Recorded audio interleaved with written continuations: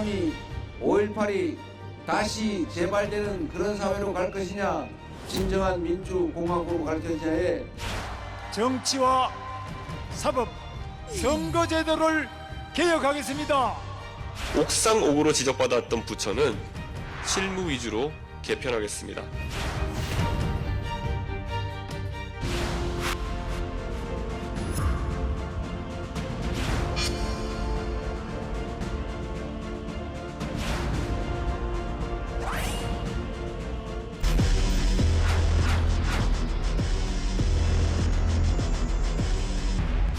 대한민국의 군사력 수준은 세계 5위, 그리고 대한민국의 국방비가 북한의 GDP 2배에 달합니다. 이런 강력한 군사력 위에 대화, 협력, 평화가 꼭 필요합니다. 한미 동맹을 축으로 핵 억제력을 강화해서 우리 방어력을 키우겠습니다. 힘의 균형으로 어떤 위협에도 흔들리지 않는 대한민국을 만들겠습니다. 통일부와 외교부를 통합하고 외교 통일, 국방 내무를 아우르는 안보부총리를 임명하겠습니다. 방위비 분담금 인상은 한국산 무기 공급으로 대체하는 방안을 제안하겠습니다.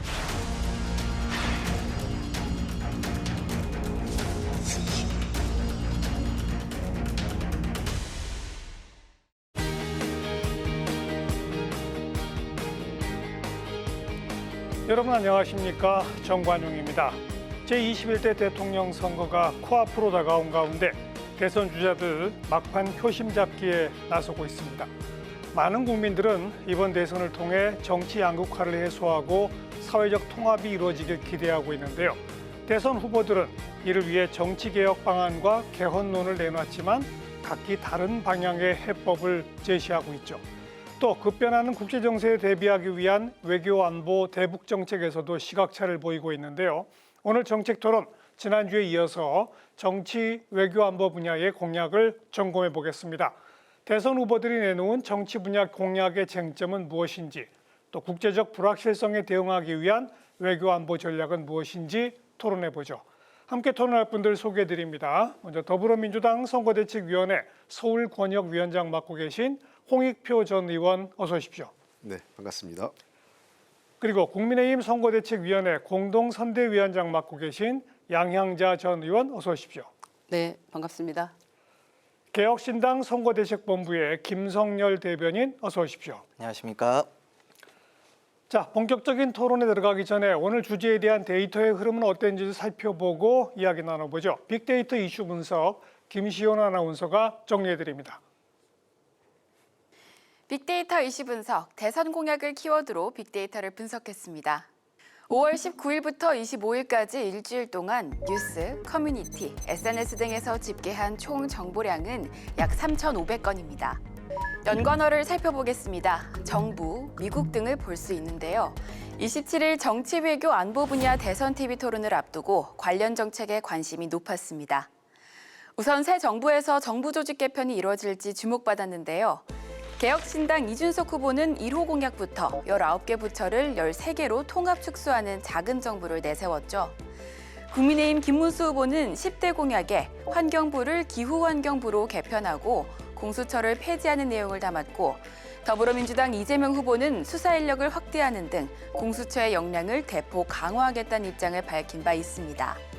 후보들 모두 미국과의 동맹도 강조하고 있습니다. 이재명 후보는 한미동맹을 토대로 국익 중심의 실용 외교를 펼치겠다는 입장이고요. 김문수 후보는 한미동맹을 통한 대북 억제력을 강조했습니다. 이준석 후보는 앞서 한미일 3국 협력이 지역 안보와 경제 번영을 위한 필수적 축이라고 말했습니다. 감성 키워드에서는 중립감성어 확대하다가 들어간 기사들을 볼 수 있었습니다.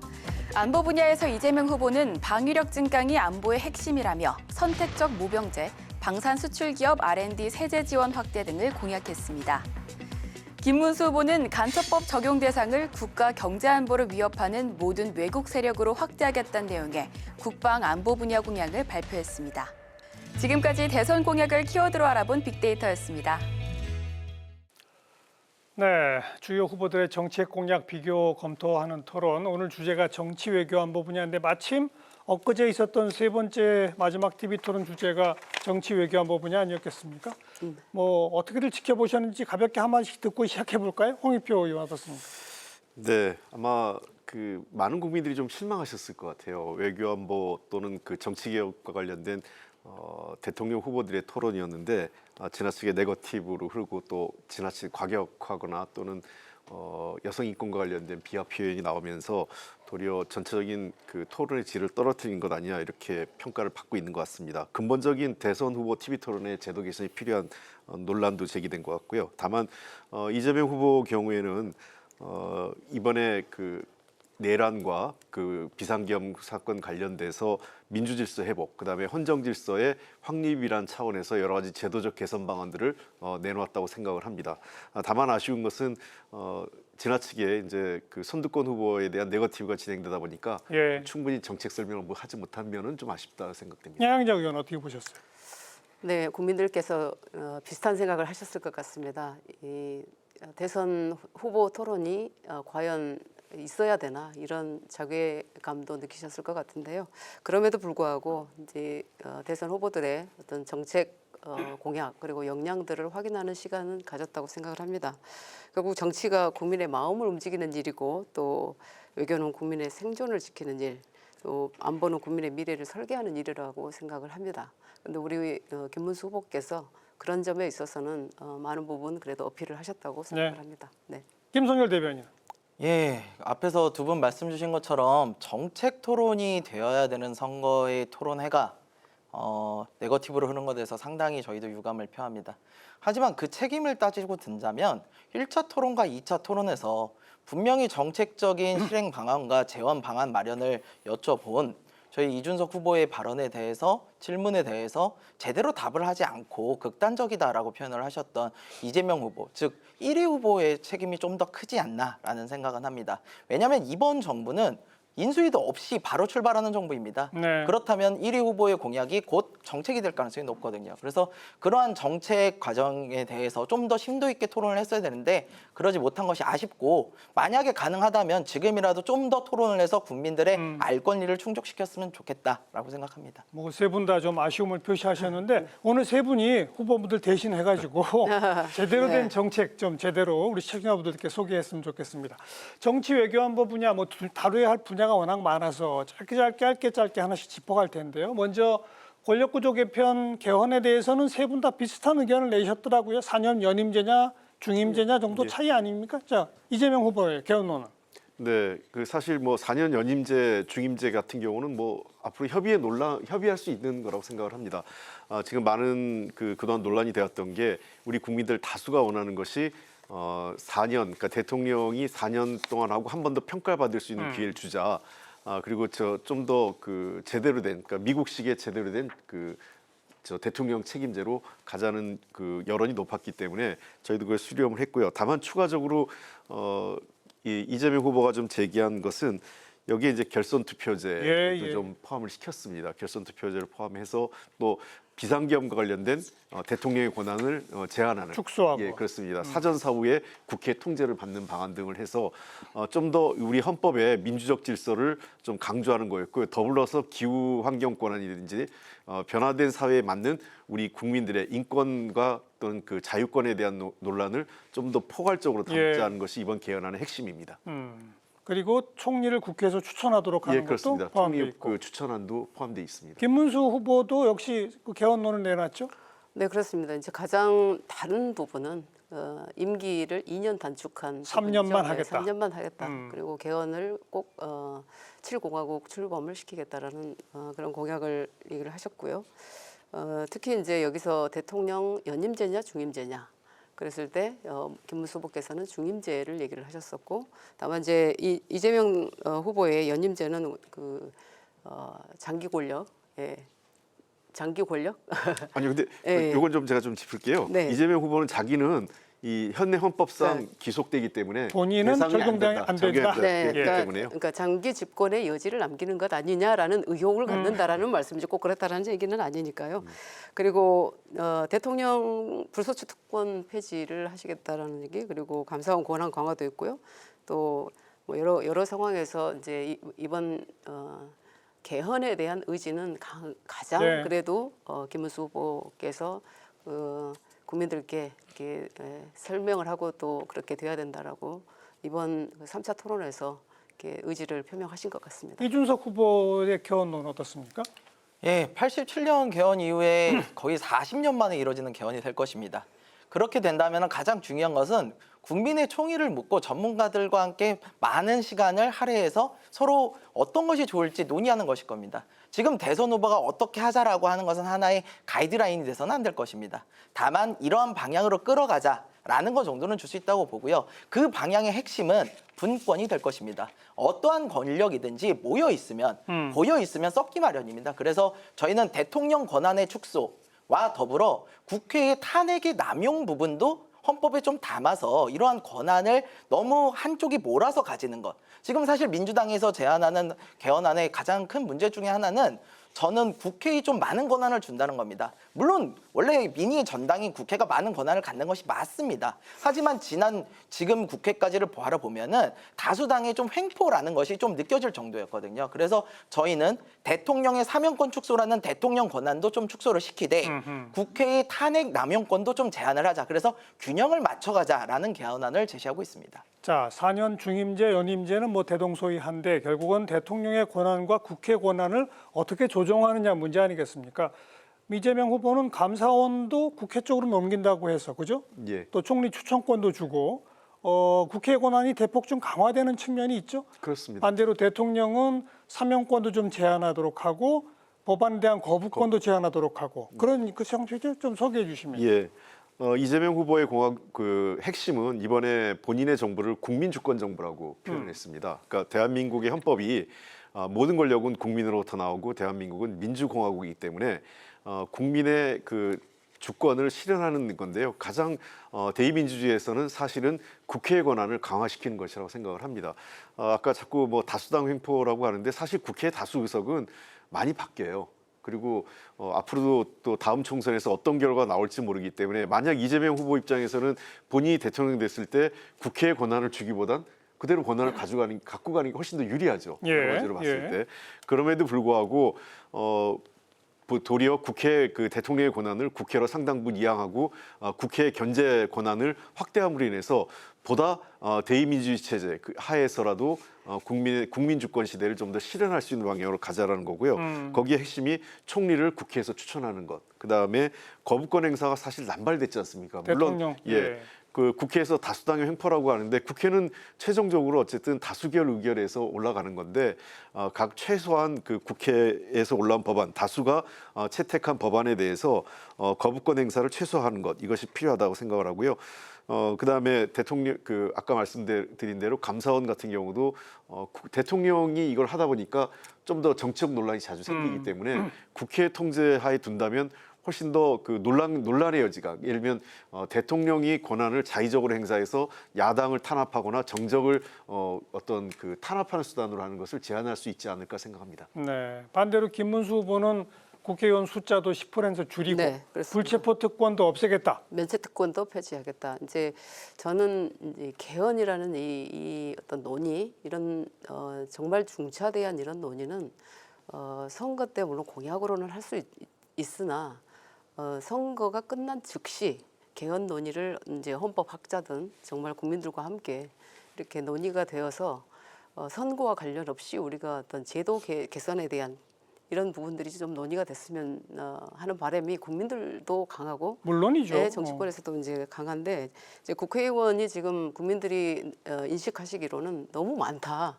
그런데 그 우리가 생각하는 사실보다도 국민들이 인식하는 부분이 많다라고 하면 일단 그건 조정에 들어가야 된다고 보거든요. 근데 물론 이제 분석과 여러 학자들의 어떤 그 연구 결과에 따라서도 또 반영이 돼야 되겠지만 결국은 국회의원 수도 10% 감축해야 된다라는 것. 그리고 불체포 특권 아까 말씀드렸듯이 면책 특권 폐지하겠다. 그리고 국민 소환제. 예, 말씀을 공약을 했죠. 그리고 이제 워낙 그 공직자 탄핵이 많다 보니까 공직자 탄핵 요건을 강화하겠다라는 공약도 했고요. 그리고 그 임기 동안에 어떤 직무 수행을 좀 자유롭고 또 그런 직무 수행력을 보장하겠다. 그리고 사법 방해죄 이런 부분도 공약으로 걸었습니다. 국민 소환제는 이재명 후보도 역시 공약한 바 있죠. 예, 그렇습니다. 이것이 아까 제가 말씀드린 대로 국민 주권을 확대하는 그렇죠. 측면에서요. 예. 직접 민주 요소를 좀 더 강화하는 겁니다. 아까 언급하셨지만 개혁신당 쪽은 대통령 권한도 좀 줄이고 국회 권한도 좀 줄이고 그거죠? 네, 그렇습니다. 왜냐하면 민주주의의 기본은 삼권 분립입니다. 물론 국민의 의사가 가장 중요함에도 불구하고 왜 삼권 분립일까요? 즉 민주주의로만 해서는 국민의 의사만 모아서는 안 되는 일도 있기 때문입니다. 우리가 인기가 좋다고 그래가지고 법적인 죄를 저질렀을 때 그거를 사면을 시켜주는 것은 안 되지 않겠습니까? 그러다 보니까 사법권과 행정권과 입법권이 정확하게 균형을 이뤄야지만 성숙한 민주주의가 나오는 것입니다. 이제 지금 제가 우려하는 것은 다른 것이 아니라 물론 입법권의 강조, 지금 지난 윤석열 정권 하에서 되게 부당한 거부권이 사실 사용이 됐습니다. 국회에서 정식으로 통과된 것들에 대해서 특히 자기 자신과 가족에 대한 부분을 거부를 한 부분은 굉장히 지탄받아 마땅합니다. 네. 하지만 그렇다고 해가지고 줄탄핵 30번이 넘는 줄탄핵을 통해서 정부를 마비시키려 했던 부분도 사실은 책임이 좀 있습니다. 그래서 저희는 그런 부분에 대해서 견제와 균형이라는 측면에서 입법권과 행정권과 사법권이 다 고르게 균형을 이룰 수 있는 그런 개헌안을 생각하고 있습니다. 그리고 개헌과 이 대통령이나 국회 권력을 변화시키는 이런 논의는 사실 공약만 가지고 되는 게 아니고 아까 언급하신 것처럼 여야 합의로 통과되는 거 맞죠? 그렇죠. 그렇습니다. 네, 그죠? 네. 개헌은 현실적으로 국민의힘이 동의하지 않으면 불가능합니다. 네. 그러니까 어쨌든 여야 합의를 이루어내겠다라고 하는 것은 뭐 새 후보 다 어떤 그 의지를 가지고 있는 거니까 지금 내고 있는 공약이 꼭 절대 불변이 아니라 논의하면서 좀 변화할 수 있는 거 아니겠습니까? 그렇습니다. 그러니까 지금 각 당의 입장이 있고 이걸 좀 조율하는 과정이 필요할 거고요. 그렇죠. 그다음에 두 번째는 아무래도 정치권만 이걸 하는 게 아니라 헌법학자를 비롯해서 그러니까요. 법조계 의견을 수렴해야 되고 더 나아가서 공론화 방식을 통해서 국민들도 이 논의에 직접 참여할 수 있는 그 어떤 공간을 만들어줘야 된다고 생각합니다. 근데 정말 다행스러운 일이 이번에 정말 그 개헌에 대한 의지, 정치권의 의지 그리고 국민의 열망이 모아져서 정말 국민들이 바라는 방향으로 개헌이 꼭 됐으면 하는 바람이 들고요. 근데 지금 보시면 이제 제7공화국 출범을 향해서 많은 분들이 힘을 합쳐주고 있기 때문에 이번에야말로 해야죠. 다수당의 의지가 가장 중요하다고 보고 있습니다. 네. 네. 네, 개헌이라는 것은 반드시 필요합니다. 저희가 너무 오래됐어요. 앞서서 말씀드렸습니다만 87년도에 이제 개헌이었는데 그 이후에 여태껏 변화가 없었습니다. 그래서 이런 과정들이 계속 반복이 되면은 다음번 개헌도 굉장히 어려울 것입니다. 이번 개헌에 있어서 국민들의 총의를 모으고 심도 있는 논의가 이루어지는 건 매우 바람직하고 좋은 일입니다. 다만 거기에다가 저희는 연성 개헌 절차, 즉 굉장히 좀 경미한 사안이라든가 이 조항별로 좀 떨어지는 부분들에 대해서는 언제든 좀 바꿀 수 있도록 좀 연성 개헌 절차까지도 같이 넣었으면 하는 게 개혁신당의 의지입니다. 아무튼 누가 대통령이 되든 반드시 개헌에 대한 약속, 의지를 좀 지켜서 이번만큼은 성사시키를 좀 바라는 거고요. 그런데 이때 좀 짚어야 될 상황이 이제 개헌의 의지는 이제 높은 것을 확인했습니다만 언제, 그렇죠. 어떻게 앞으로 그 논의가 그 기간이 굉장히 중요할 것 같습니다. 언제까지 이것을 해낼 것인가에 대한 목표와 로드맵 이런 부분들이 좀 자세하게 나오려면. 김문수 후보처럼 3년 안에는 끝내고 새로운 대한민국의 출범을 확실히 준비하시겠다라는 분을 좀 집중해 주시면 좋겠습니다. 네. 그 이재명 후보 입장은 그런 것 같아요. 그러니까 뭐냐면 권력 구조라든지 뭐 결선 투표제 이런 부분에 대해서 정치권의 논의도 있었고 상당히 합의가 될 가능성도 높습니다. 그런 경우에는 한 1년 안에 빨리 마무리 지어서 내년도 지방선거 때 개헌안을 국민투표에 붙일 수 있다고 보는데 반면에 기후환경권을 비롯해서 각종 사회경제적 권한, 변화된 사회 환경에 맞춰서 지금 헌법에 담아내지 못한 기본권들이 있거든요. 이건 근데 제가 보기엔 여야 간에 굉장히 약간 이념적 그 대립이 가능성이 높습니다. 그래서 이 분야는 조금 더 시간을 갖고 논의해서 3년 후에 있을 총선에 붙이는 거기 때문에 그래서 1단계로 가능한 것부터 그러니까 한꺼번에 다 모아서 알겠습니다. 하지 않는 게 좋겠다 생각은 듭니다. 아무튼 뭐 그 시기는 물론 중요합니다만 제일 중요한 건 다음 대통령 되는 사람의 의지예요. 네. 대통령 되는 사람이 의지를 보이지 않으면 사실 개헌은 안 되거든요. 네. 그 점을 좀 새 후보께 다시 한번 마지막 당부를 드리는 거고요. 예. 자, 이제 그 다음에는 이제 헌법은 손대지 않고 법률로 할 수 있는 것들인데 가장 첨예하게 대립되는 대목들이 정부 조직 개편, 그 가운데 검찰 개혁, 그리고 법관 조정 등을 통한 사법 개혁 부분이거든요. 거기에 대한 우리 이재명 후보의 기본안은 어떻습니까? 네, 지금 이재명 후보 같은 경우는 가장 중요하게 정부 조직 개편과 관련돼서는 현재 여성가족부를 성평등 가족부로 개편하는 안을 얘기했고요. 그다음에 특히 우리가 아리백과 관련돼서 전 세계적으로 기후 환경에 대한 중요성이 높아지고 있지 않습니까? 그래서 기후 에너지부를 신설해서 탄소 중립하고 에너지 전환에 적극적으로 대응해 가겠다 이게 있고, 또 하나 중요한 것은 현재 기획재정부에 대한 문제점이 많이 있습니다. 너무 권한이 집중돼 있다 하기 때문에 기획재정부를 개편해서 경제정책 수립과 운영에 좀 더 집중하는 파트하고 예산재정 분야에 대해서는 별도로 운영을 해서 좀 더 조직을 좀 개편할 을 추진할 생각이고요. 예. 반대로 개별 부처의 예산권을 좀 더 강화하는 방향으로 전환돼 갈 것 같습니다.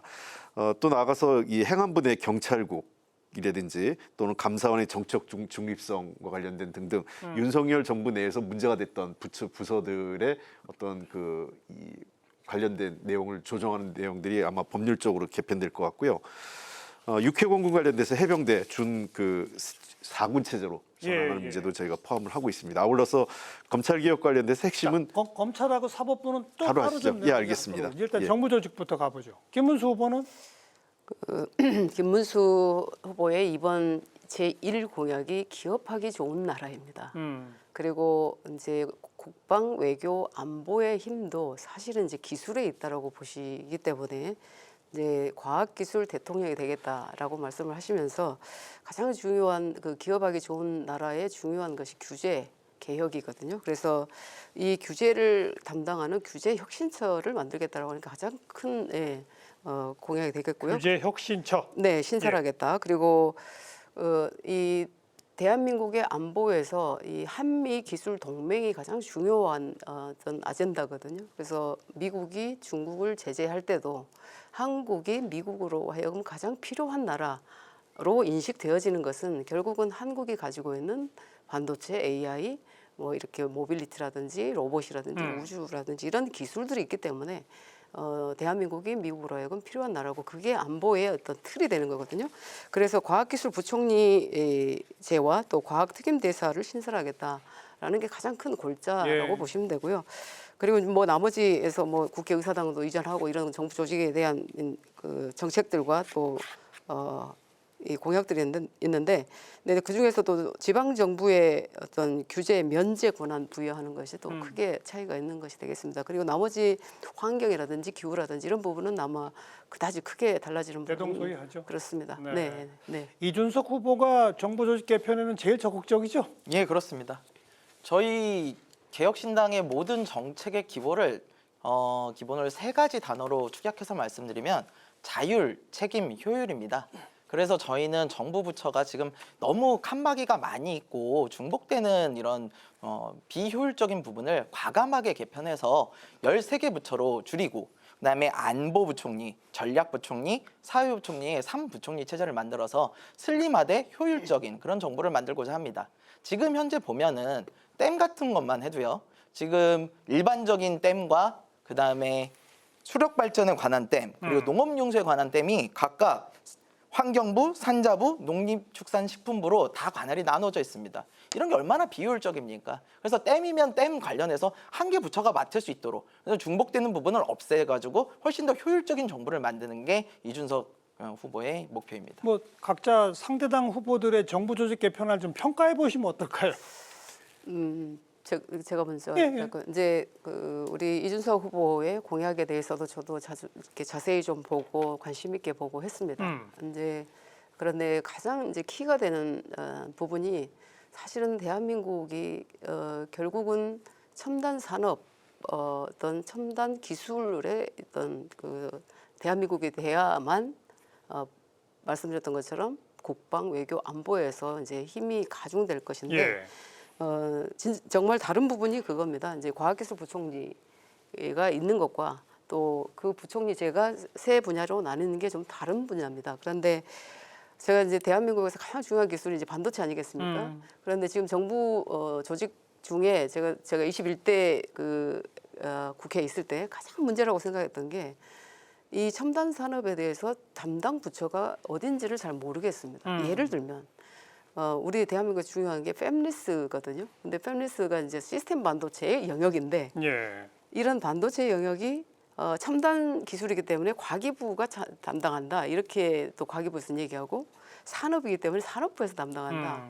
또 중소기업의 어떤 팹리스 기업들은 다 중소기업 규모이기 때문에 중기부에서 담당한다. 이제 이렇게 돼 있거든요. 그러다 보니까 정부 부처 간의 중복 투자라든지 중복 지원이라든지 그리고 기술을 또 같은 프로젝트를 거의 또 다른 이 비슷비슷한 부처에서 또 하고 있고 이런 부분들이 너무 이게 비효율적이고 불합리하다고 봤기 때문에 결국은 가장 중요한 것을 어디에다 두느냐. 결국은 저는 대한민국은 과학기술, 첨단 산업에 두고 그것에 대한 기업 그리고 첨단 산업에서 창출되는 일자리로 저렴한 일자리를 만드는 일 그것에 저는 포커스를 둬야 된다고 보고 있기 때문에 과기부총리가 필요하다. 네, 가장 그 부분에 있어서 필요하다라고 보여지고 있습니다. 물론 이제 말씀하신 것도 제가 어느 정도 이해도 하고 필요하다라고 보여지지만 중요도가 어딨냐 그거는 한 번쯤 짚어봐야 될 사안이라고 봅니다. 짧게 설명드리겠습니다. 우리 양행자 의원님께서 워낙 반도체 전문가다 보시니까 이게 굉장히 좋은 말씀 해주셨는데요. 말씀 100% 동의합니다. 과학기술 매우 중요하고요. 특히 반도체 같은 경우에 우리나라 산업의 핵심입니다. 굉장히 키워야 되는 거고 이런 핵심 자원을 키워야지만 나라의 경제가 발전을 합니다. 100% 동의하고요. 다만 저희가 과학기술부총리를 놓지 않은 거는 그거는 전략부총리 산하에 들어가기 때문입니다. 전략부총리가 한다? 그게 용어가 조금 다를 뿐입니다. 그리고 앞서 말씀 주신 것처럼 중복 지원이니 아니면은 부처 간에 서로 칸막이가 있는 이런 부분에 대해서 통폐합을 해서 효율적인 지원을 해야 된다라는 측면에서는 같은 이야기다라는 말씀드리겠습니다. 제가 한 가지 지적하고 싶은 거는 뭐 이준석 후보의 정부 개편안이 뭐 장점도 있고 그렇지만 지금 다음 정부는 대선 이후 바로 출범하거든요. 인수위가 없습니다. 그래서 대폭 정부 조직을 개편하는 것은 현실적으로 불가능한 일입니다. 왜 이재명 후보도 사실 정부 조직 개편을 왜 대폭 하고 싶지 않겠습니다. 손댈 부분이 많은데 아주 급한 것을 제외한 나머지 부분은 일단 안고 가겠다 이런 게 첫 번째 현실적인 접근이고 그다음에 지금 정부 조직 개편한 이준석 후보 안을 보면 과거 MB 시절 이명박 정부 시절에 그 대부처주의 그러니까 부처를 막 통폐합해가지고 그때 막 이제 이상한 부처들이 나왔어요. 이런 경우에 대부처주의가 됐을 때 오히려 업무가 모호해집니다. 그리고 특정 부서가 아예 한 개를 전담한다고 했을 때 이게 그 정부의 운영에 있어서는 왜 서로 권한을 쪼개냐면 효율성만 중시하는 게 아니라 서로 간의 견제가 필요하거든요. 예를 들면 아까 댐 얘기했는데 댐이라는 것은 전력을 공급하는 측면도 있지만 환경이란 문제하고도 맞물려 있어요. 그러니까 예를 들면 이걸 국토부가 전담하면 국토부는 댐을 만들고 뭐 이런 거에만 집중하지만 환경 문제는 소리 다르거든요. 그런 측면에서 이것을 상호 견제와 균형을 맞추기 위해서 권한을 일정 정도는 분산하는 게 지금까지 정부 조직의 중요한 축이다. 그러니까 효율성과 균형을 같이 가져가야 된다. 그리고 이 13개 부처로 했을 경우 잘못하면 우리나라 국무회의가 15명 해야 되는데 이런 현실적인 문제도 참 고려해야 된다고 생각을 합니다. 짧게 말씀드리겠습니다. 마지막에 말씀하신 국무위원 부분은 3명의 부총리가 있기 때문에 전혀 문제 없는 부분이고요. 이게 기본적인 인식에 좀 차이가 있는 겁니다. 지금 말씀 주신 부분이 워낙 이제 민주당 정부에서는 계속해서 해왔던 게 정부의 개입을 통해서 경제도 활성화시키고 이렇게 정부 주도형 경제를 얘기를 하시거든요. 물론 그것이 좋을 수도 있습니다. 하지만 기본적으로 세계 경제사의 흐름을 봤을 때 정부가 좀 축소되고 그랬을 때 사실 경제가 더 나아진 경우가 좀 많습니다. 저희는 그 점을 효율성을 강조하고자 하는 거고 사실 문재인 정부 때 그렇게 해서 많은 부처가 생기고 공무원들이 늘어났는데 지금 그걸로 인해서 발생하고 있는 문제가 바로 중복 지원 문제와 오히려 사람들이 어느 부처에다 이걸 맡겨야 될지 모르는 그런 문제가 발생하거든요. 마지막으로 짧게 하나만 더 할게요. 댐 관련해서 말씀 주셨는데 지금도 댐 관련해서 만약에 환경부에서 만든다고 하면 그거에 관해서 수자원공사든 수력 원자력이든 다 이야기를 합니다. 다만 그 관할 부처가 서로 다른 거는 문제가 있어요. 관할 부처는 하나로 하고 이야기를 서로 들어서 하면 되는 부분입니다. 뭐 정부 조직 개편에 관해서 제가 이제 새 후보 또 새 정당에 이제 요청드리고 싶은 바는 이거예요. 누가 대통령이 되건 자기가 일을 할 조직의 부처를 만드는 거니까 대승적으로 야당이 이 점은 좀 협조해 주는 게 그동안의 관례였었거든요. 근데 여성가족부 폐지라고 하는 워낙 민감한 쟁점이 있다 보니까 지난 윤석열 정부에서는 좀 깔끔하게 매듭져지지 못한 측면이 있었는데 그래도 뭐 경찰국 신설 등등은 또 이루어지지 않았었습니까? 예. 그처럼 이번에 누가 대통령이 되든 야당들도 대통령이 좀 일하고 싶은 정부 조직에 대해서는 대승적으로 웬만하면 좀 협조하자 이런 합의도 좀 있어야 되는 거 아닐까요?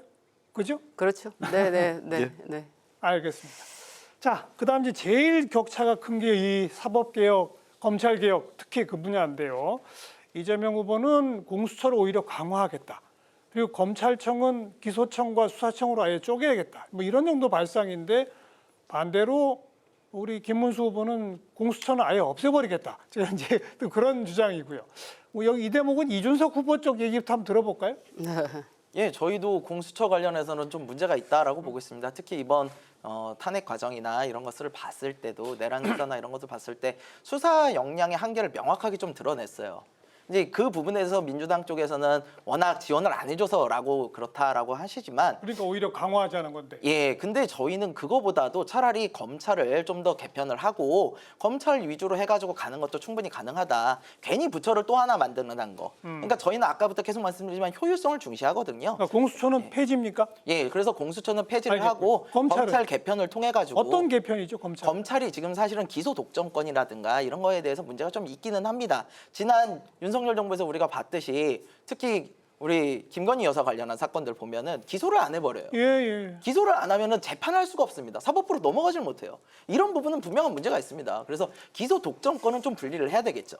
그런 부분들에 대해서는 어느 정도 저희도 인정을 합니다. 다만 공수처를 만들어가지고 또 하나의 수사기관을 만들어서 검찰과 공수처가 부딪히는 이런 상황은 굉장히 비효율적이다. 이런 생각을 좀 합니다. 김문수 후보도 그 같은 생각인 거죠?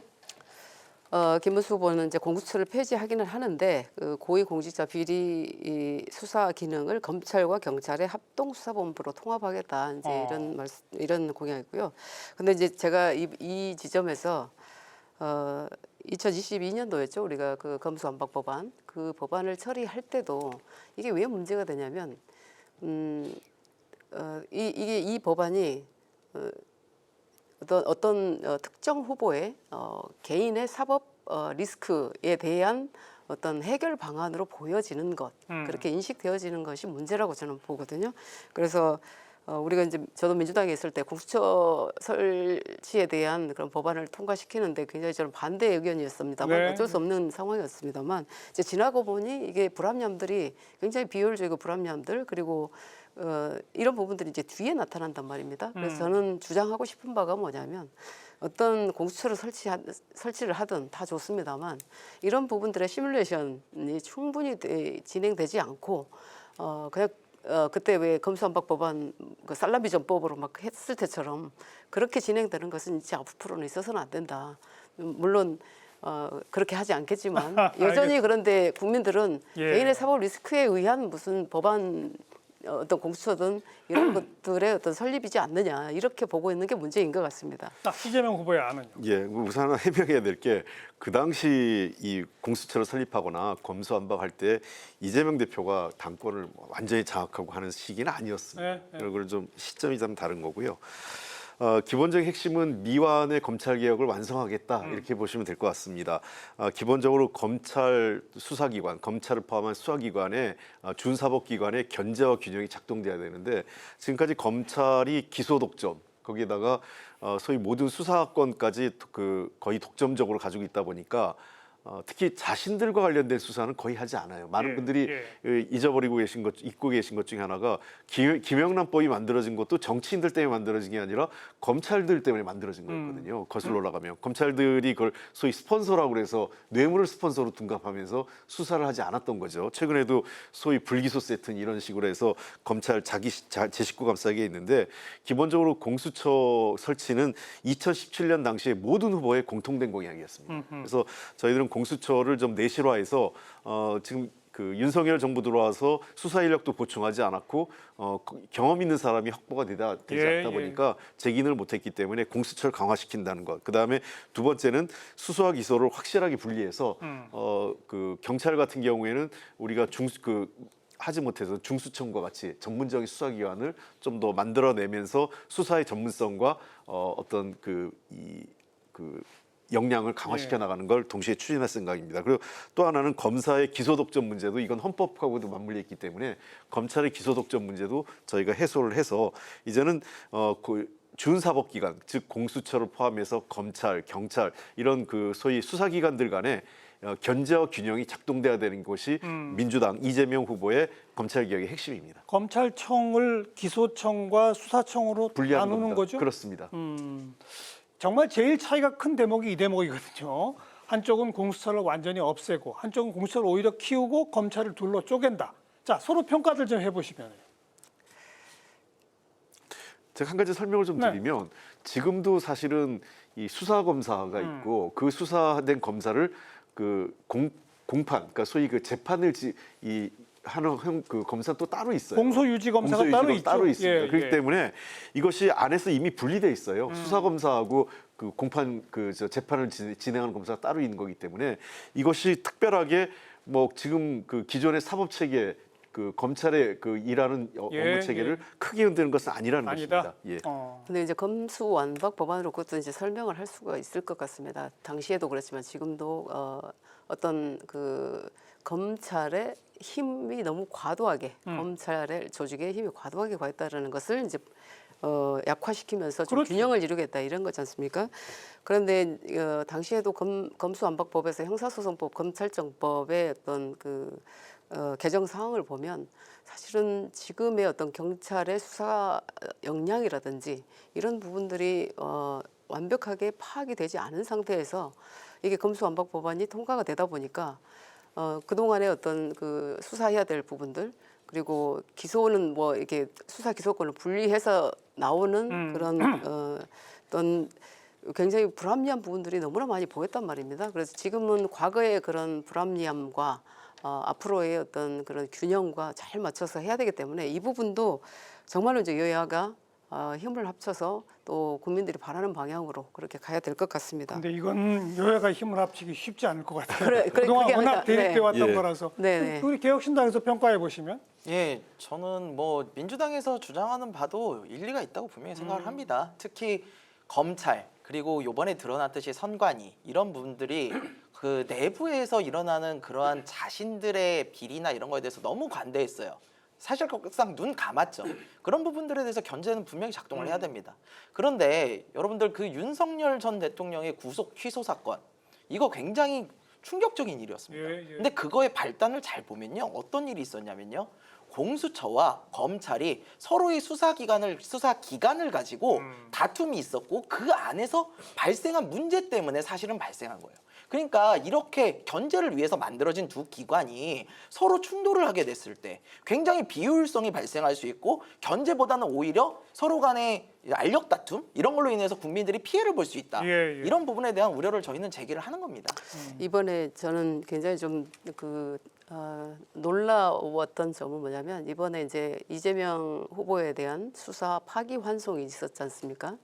네, 그 상황에서 굉장히 이게 민주당의 반발 그리고 더더욱 이런 법안들 검찰청법 관련 형사소송법 관련 그런 법안들의 어떤 개선을 이게 목소리를 내왔는데 이제 여쭙고 싶었던 게 그겁니다. 상고 기각이 되었더라면 과연 어떤 반응이었을까 민주당에서 그러면 용비어천가를 부르셨을 거 아닌가. 그래서 어떤 결과에 따라서 이런 시각이 그러니까 법에 대한 어떤 시각이 달라지는 것은 저는 있어서는 안 된다 이런 말씀을 꼭 드리고 싶습니다. 반드시 네. 그 대법원의 또 파기환송 때문인지 아닌지는 좀 논의를 하고 그렇습니다. 이미 네. 화두로 떠올라 있는 게 이제 대법관 증원 문제입니다. 이거 네. 사실 이번에 처음 떠오른 게 아니고 몇십 년 된 논란이에요, 사실상. 네.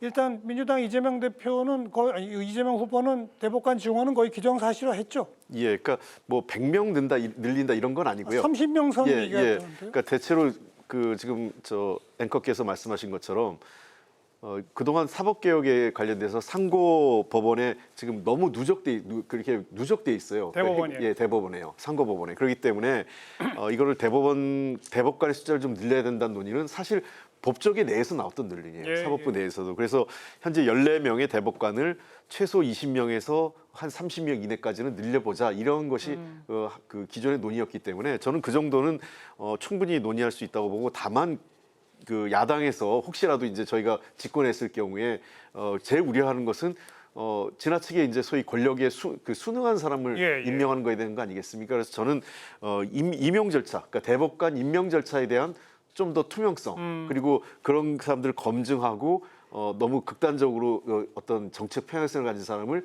이렇게 배제할 수 있는 시스템을 만드는 것을 좀 더 논의할 수 있고 그런 건설적인 제안을 하는 게 어떤가 그런 안은 국회에서 좀 논의해볼 필요가 있다고 생각을 합니다. 또 하나 몇몇 의원들이 비법조인도 대법관 되도록 하자라는 법안 냈다가 지금 빡 철회한 거죠. 예, 그거는 사실 한 번도 당에서 논의한 바는 없습니다. 이건 네. 왜 이런 논의가 나오냐면 우리나라가 이 대륙법 체계잖아요. 그러니까 독일하고 일본 법안인데 대법관 숫자가 굉장히 숫자가 많은 건 지금 독일이 그렇고 일본은 그 우리나라 대법관과 대법원과 비슷한 게 최고재판소인데 실제로 비법조인들이 들어갑니다. 일본 같은 경우. 법학 교수들 예, 그렇습니다. 헌법학자는 그러니까 말씀하신 대로 뭐 무슨 언론 뭐 김어준 씨 이런 얘기 김어준 하는데 대법관이라고 그러죠. 그거는 사실은 너무 말이 안 되는 네. 얘기고 일본 같은 경우에도 어느 정도는 헌법학자라든지 그러니까 그 뭐 기존의 법관이나 검사가 아니더라도 예, 예. 법과 관련된 분이 들어오는 건데 그것조차도 우리는 현재 논의된 바가 없고 그 이재명 후보가 그것은 철회하라고 해서 현재로서는 전혀 사법개혁안에 포함되어 있지 않습니다. 그러니까 한마디로 대법관 숫자는 느리되 대통령이 마음대로 임명하지 않는 그런 예. 절차를 만들겠다. 자, 평가해 보세요. 그 이제 그런 혼란을 보면서 근데 이제 이 민주당 의원들께서 그런 법안을 낸다라고 발표가 다 되고 하니 그런 부분이 어떻게 이 후보와 또는 대표와 전 대표와 후보와 논의가 없이 나왔나 하는 게 굉장히 의구심이 좀 들었었습니다. 그리고 지금 말씀하신 것처럼 하면 대한민국의 어떤 이런 법 체계가 굉장히 좀 안정적으로 갈 수 있다라고 보여지는 것이고요. 다만 이제 이 전제는 여야 간의 어떤 이런 부분의 갈등 이런 것들이 먼저 어떤 신뢰에 네. 어떤 기반한 그런 여야가 돼야지 이 모든 법안들이 가능하다고 보여집니다. 예. 저희 개혁신당 입장에서는 사실 가장 비판적으로 바라봐야 되는 게 이 대법관 증원 문제라고 생각을 합니다. 그래요. 예, 물론 이게 예전부터 논의된 건 맞습니다. 예, 주제 자체는 맞아요.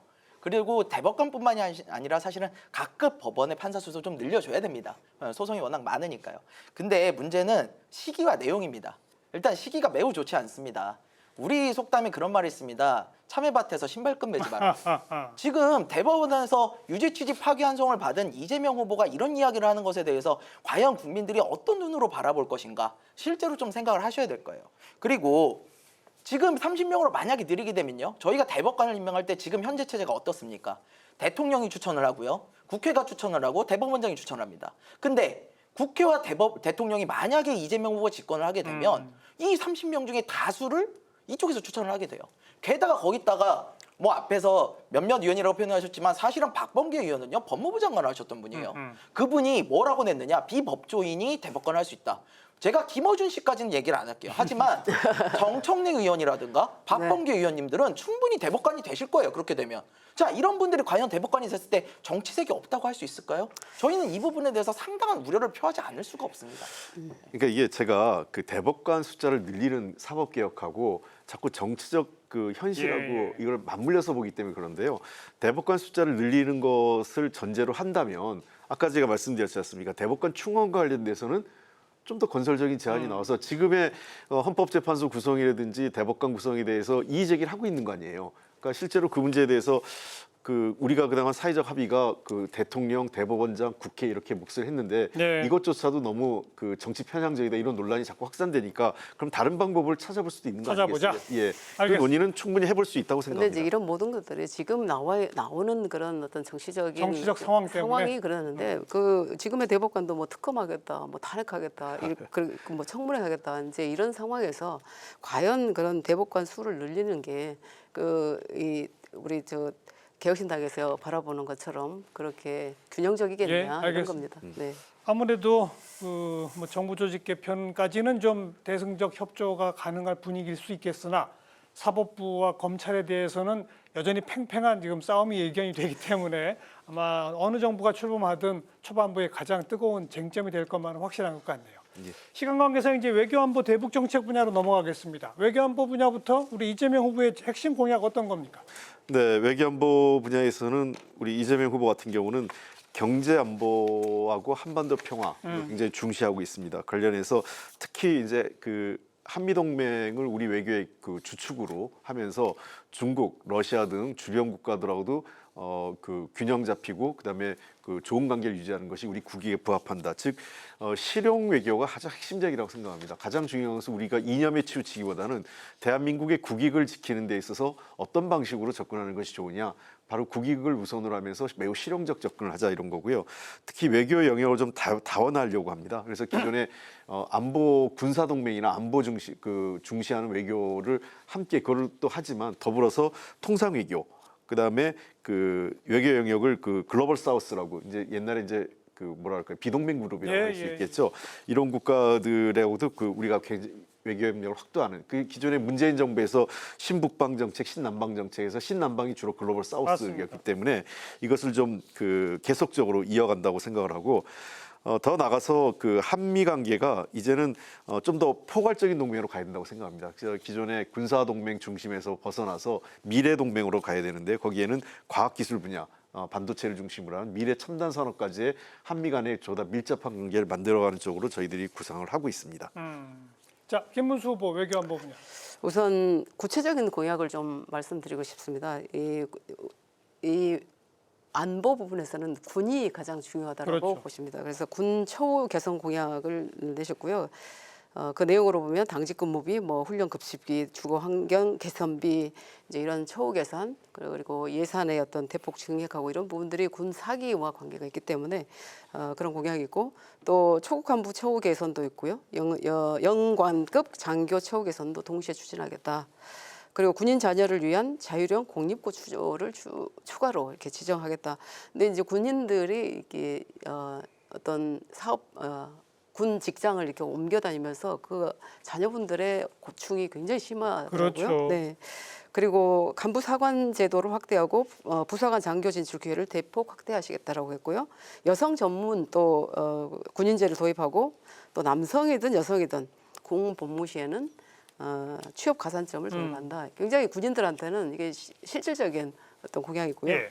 그리고 그밖에도 뭐 군 직무 경력에 대한 경력 인증제도 도입도 하고요. 국가 공인 자격증 취득 지원도 하고 그리고 전역 후에 창업 장병 대상 창업 연계 프로그램 마련하고 시드머니를 지원하는 제도를 이제 신설하겠다. 그리고 이제 그리고 우리 김문수 후보는 우리 군에 대해서도 이제 군 처우도 있지만 한국형 삼축 체계를 강화하겠다. 그리고 두 미사일 번째가 방어. 그렇죠. 예. 그러니까 사이버 전자전 기술 고도화를 하고 또 스카이돔 체계 구축, 레이저 요격 무기 개발 이런 부분들도 냈고요. 그리고 탄도미사일 등 반격 수사를 충분히 확보해서 삼축 대량 응징 체계를 강화하겠다. 그럼 마지막으로 제일 아까 말씀하신 그런 부분하고 대동소이할 수도 있는데 첨단 과학기술군을 육성하겠다. 이런 말씀을 했고 AI 기반 유인, 무인, 복합 전투 체계 조기 구축 및 또 저비용, 고효율, 지능형 무인 전투 체계를 도입하고, 알겠어요. 네, 이제 이런 부분들을 좀 자세히 좀 어저께 외교안보 분야의 공약을 아주 자세하게 말씀을 하셨습니다. 군에 대한 전폭적 지원과 안보 네. 역량 강화 그렇습니다. 이렇게 말할 수 있겠네요. 네네. 이준석 후보는 어떻습니까?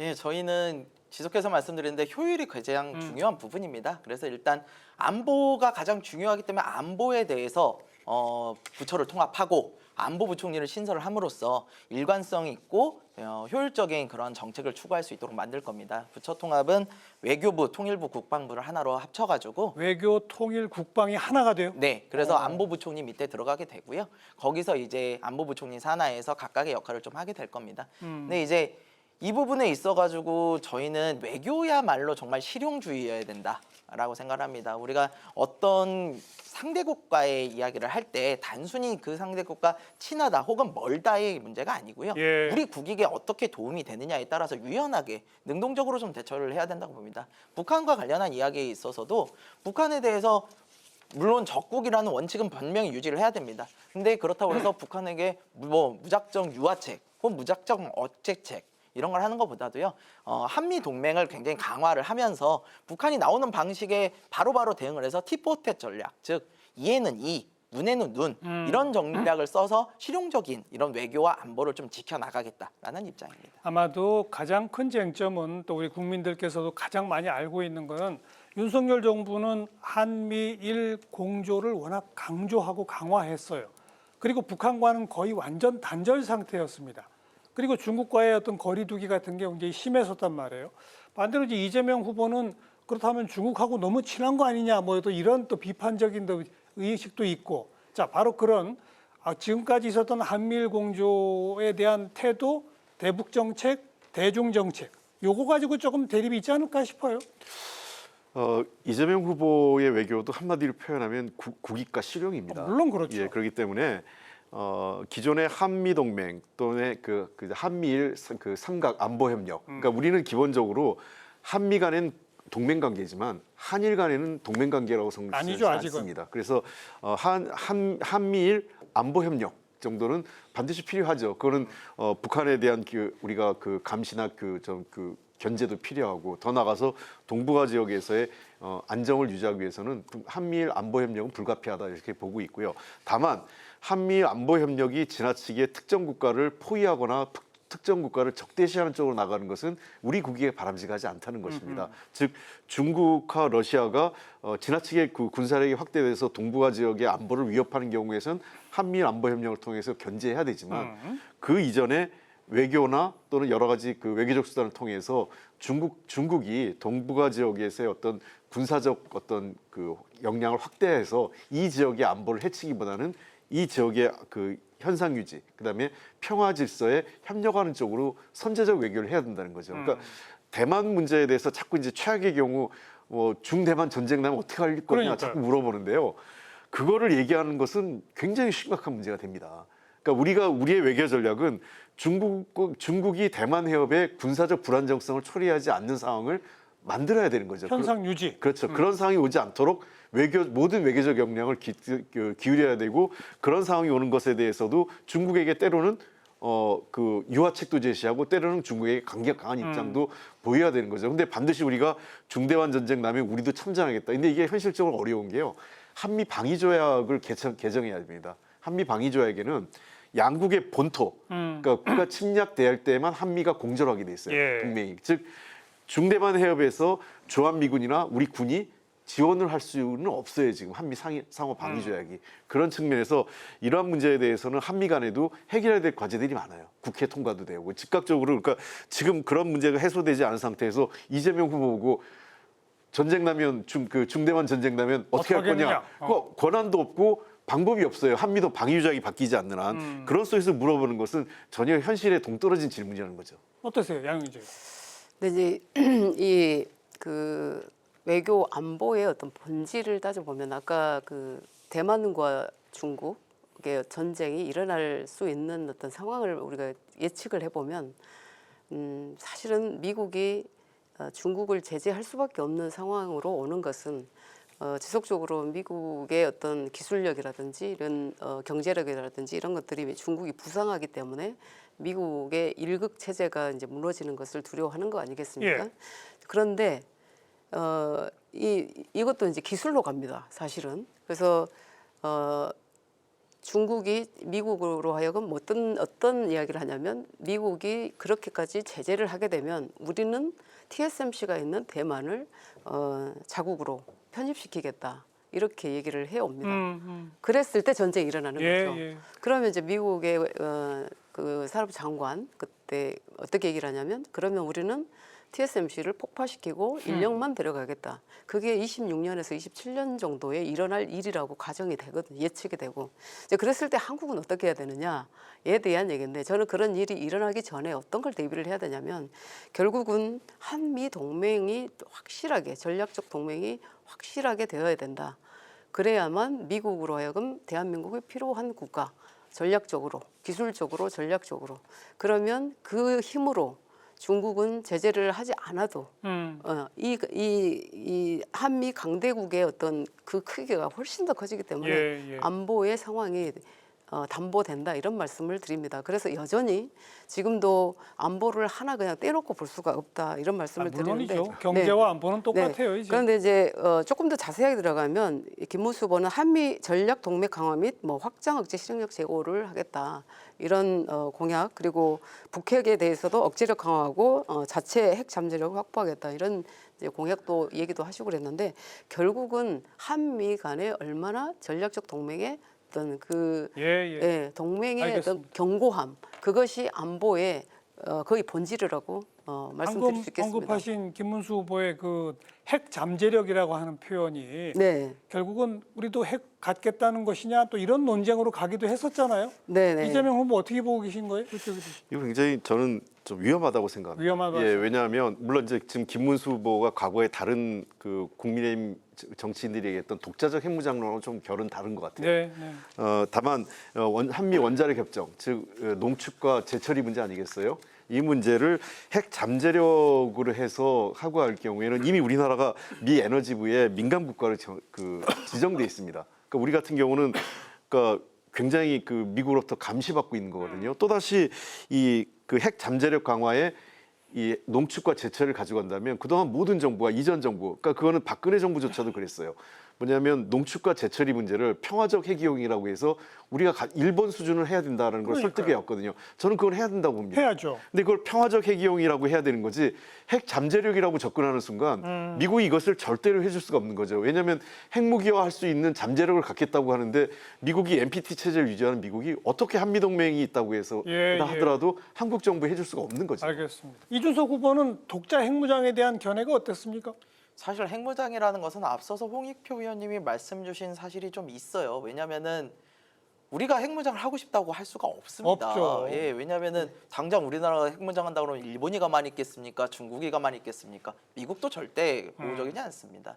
다만 우리가 햇볕 정책을 통해 가지고 북한의 비핵화를 그렇게 노력했습니다만 사실상 실패했다고 저는 판단을 합니다. 그러면은 북한의 실질적 위협에 대해서 그럼 어떻게 대응을 해야 되느냐? 가장 첫 번째는 말씀하신 대로 주변 국가의 외교로 풀어야 됩니다. 근데 민주당이 자꾸 오해를 받는 부분 중에 하나는 뭐냐면요. 중국과 너무 친하다라는 부분이에요. 근데 왜 사람들이 중국도 분명히 우리 이웃이고 옆에 경제적으로 굉장히 친밀한 국가입니다. 그런데도 이 오해를 받는 이유는 뭐냐면 중국은 어쨌든 정치 체제 자체가 공산당 일당 독재 국가거든요. 그러다 보니까 많은 분들이 오해를 하고 위협을 느끼고 하는 부분이 있는 거예요. 그렇다면은 일단은 한미일 공조 체제부터 좀 더 강화를 해놔야 된다. 그래서 북한을 억제를 해야 된다. 라는 부분이 있는 거고요. 만약에 그것이 잘 안 된다면은 우리도 언제든 할 수 있게끔 준비 정도는 하는 것은 필요하다. 요 정도 수준입니다. 근데 앞서서 말씀드렸듯이 외교는요.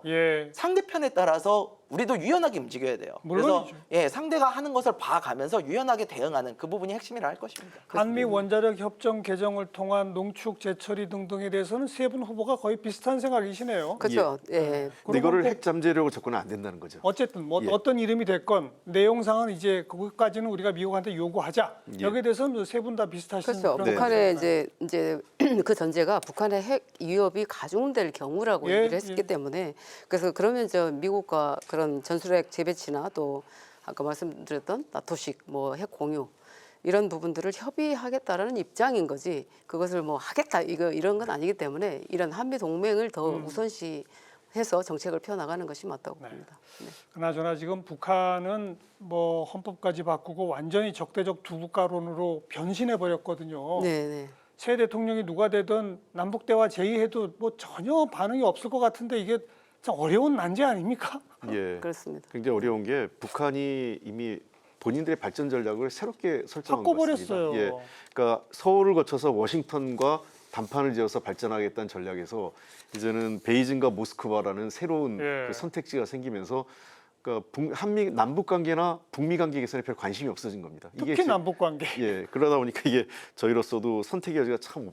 없는 난감한 상황인데 저는 그 북미 관계 이제는 이런 것 같아요. 그러니까 우리가 그 예를 들면 그 북미 관계가 됐을 때 우리가 뭐 그 팽당했다 뭐 이렇게 그런 입장으로 접근하기보다는 일단은 북미 관계에서 뭔가 물꼬가 터진다면 이후에 남북 관계가 따라갈 수 있는 개선될 여지가 공간이 열릴 거라고 생각하기 때문에 그런 과정에서 남북 관계에 대한 국내적 합의가 좀 필요할 것 같습니다. 네. 근데 이제 그러니까 김정은 독재 정권이 이제 지금 두려운 것이 핵 개발 그리고 미사일 시험 이런 부분들이 이제 굉장히 위협적인 것 아니겠습니까? 더군다나 말씀하셨던 것처럼 북한이 이제 중국과 러시아와의 어떤 연대가 강화되면서 더 큰 이제 위협을 주고 있는데 그러면 그럴수록 한미 어떤 전략 동맹은 더 강하게 해야 된다라고 저희 대한민국은 그런 방향으로 가야 된다고 봅니다. 저희 당도 이견이 없어요. 그렇죠. 한미동맹이 네네. 주축이라는 것은 네네. 분명한 거고요. 다만 한미동맹 속에서도 우리가 좀 더 유연한 아까 우리 대변인께서 그 개혁신당에서 참 좋은 얘기했는데요.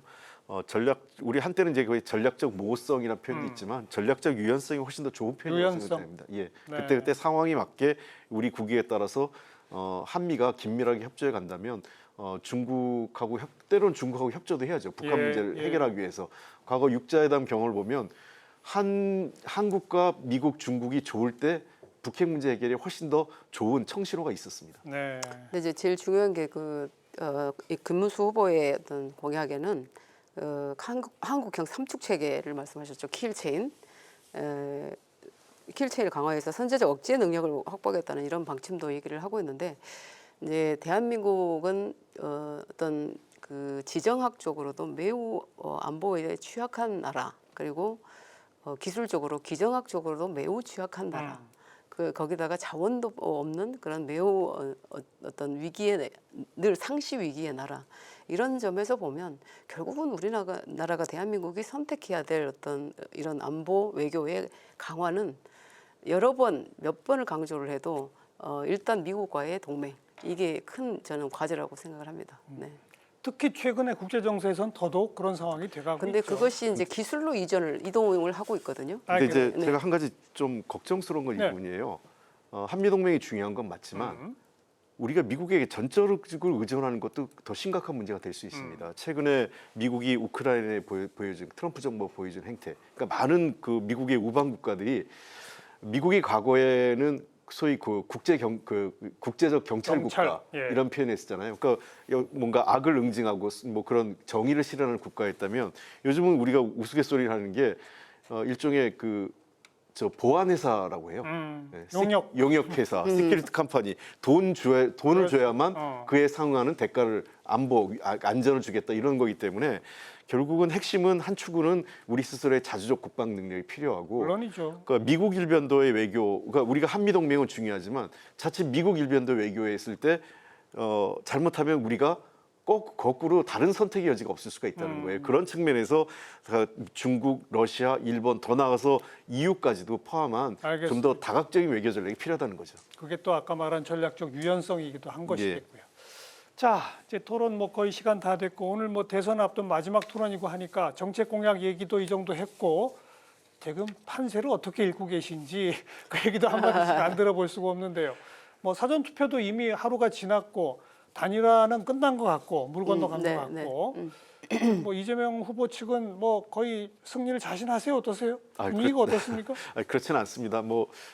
국민의 선택이라는 것이 끝까지 저희가 겸손하게 최선을 다해야만 받을 수 있는 거기 때문에 앞으로 남은 한 5일 정도 아직 남았는데요. 최선을 다하겠다는 거고 다만 이제 국민들께서 오늘 사전 투표 지금 매우 높은 그 사전 투표를 보이신 거는 그만큼 이번 대통령 선거 갖고 있는 국민적 의미 그다음에 내란과 탄핵을 거쳐서 이루어진 선거라는 측면에서 국민들께서 민주질서 회복을 위한 의지를 보여준 것 아닌가 생각을 합니다. 김문수 후보 분위기를 바꿨습니까? 역전의 기제가 잡히고 있습니까? 이제 깜깜이 선거에 접어들기 전에 물론 이제 발표할 수는 없겠지만 그래도 마지막으로 나온 여론조사에서 의미 있는 여론조사들이 나오고 상승세이기 때문에 어느 순간인가는 골든 크로스가 나올 것이라고 보여지면 약간 조롱해. 아니요. 그런 얘기 아닙니다. 근데 이제 저희는 끝까지 절박함과 또 이 더 이상의 사회 갈등, 더 이상의 포퓰리즘, 더 이상의 어떤 부정부패 이런 부분은 있어서는 안 되겠다라는 것과 그리고 김문수 후보와 이재명 후보의 어떤 압도적 차이 그리고 역량의 차이, 청렴성의 차이 그리고 정직성의 차이 그리고 지금까지 삶의 궤적 예, 이런 예. 것들이 드러나면서 결국은 그 2년 임기 단축과 개헌의 의지 이런 것들로 해서 국민들께서 확실히 이 어떤 지지도가 달라지고 있다. 달라지고 있다. 네, 저희는 그렇게 평가하고 있습니다. 이준석 후보야말로 끝까지 최선을 대역전이 다하겠습니다. 이제 보입니까? 어떻습니까?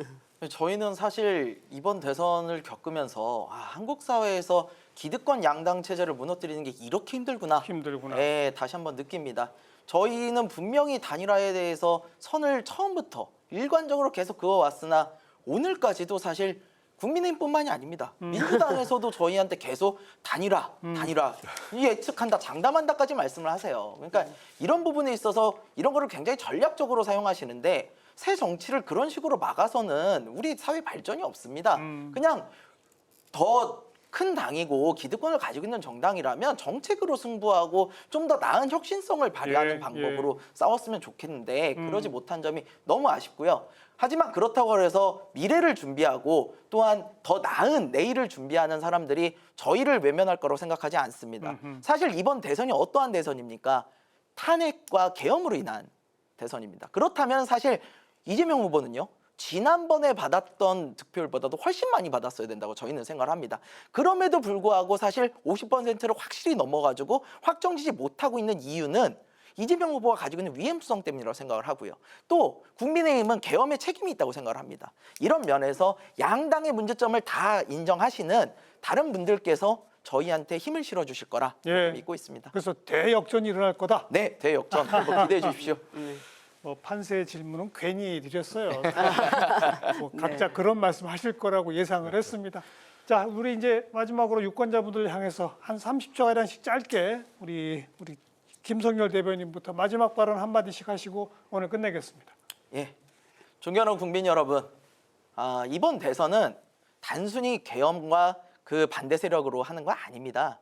과거와 미래를 선택하는 일입니다. 과거에 더 이상 매달려서는 안 됩니다. 내란 종식도 필요합니다. 그런데 그거는 사법부에서 하면 됩니다. 저희는 더 이상 과거에 매달리지 않고 미래를 이야기하고 싶습니다. 지금 당장 우리나라에서 가장 큰 문제는 저출산, 저성장, 그리고 고령화입니다. 이런 거에 가장 누가 제일 잘 대응을 할 수 있을 것인가? 누가 미래를 이야기하고 있을 것인가? 여러분들이 그 생각을 하신다면 미래를 생각하는 후보 이준석에게 꼭 한 표 부탁드리겠습니다. 자, 양양자 전 의원. 네, 국민들은 오늘도 우리에게 묻습니다. 어떤 후보에게 우리 아이들을 맡겨야 되느냐 이렇게 많이 묻고들 계십니다. 그 질문 앞에 당당한 이름, 저는 김문수 후보라고 말씀드립니다.